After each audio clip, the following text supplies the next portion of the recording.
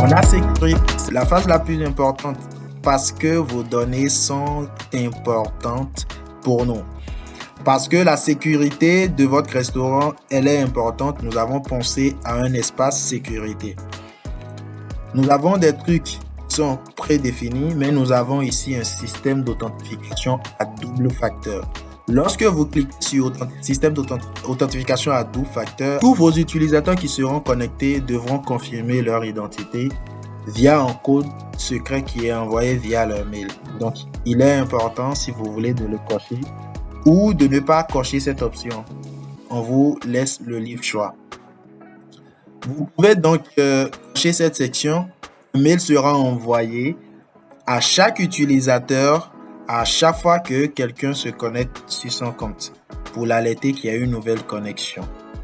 Vous pouvez définir la durée de section. La durée de section, c'est le temps minimum qu'il faut pour connecter instantanément un utilisateur après un certain temps d'inactivité sur votre plateforme. Donc, ici, vous avez le nombre de tentations lorsque un utilisateur essaie de se connecter et entre plusieurs fois le mot de passe et que c'est erroné. Après 5 tentatives, son compte est verrouillé et il va devoir attendre le nombre de minutes que vous configurez avant de faire un nouvel essai. Donc, on vous demande donc de configurer ça si c'est bon pour vous. Ici, donc, comme je disais, je pense qu'il y a une confusion. Ici, vous allez donc permettre de cocher les alertes instantanées à de nouvelles connexions. Et le plus important, vous avez donc une liste d'adresses IP que vous pouvez bloquer. Ici, c'est un système qui permet simplement aux restaurants ou aux utilisateurs qui sont simplement sur les lieux du restaurant ou dans un réseau spécifique d'accéder à ce système.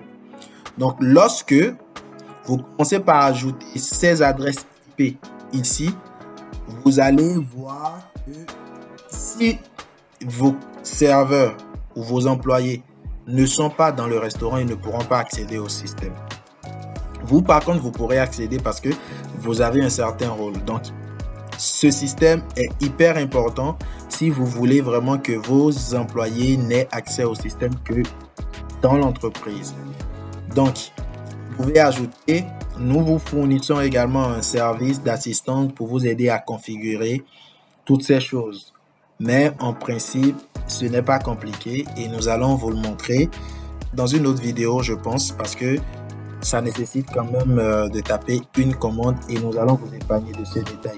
De toutes les façons, nous restons disponibles pour vous fournir les ressources nécessaires pour arriver à faire ces configurations.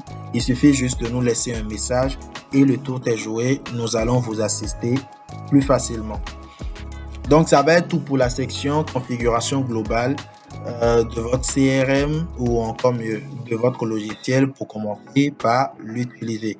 On se retrouve dans une prochaine vidéo et à très vite.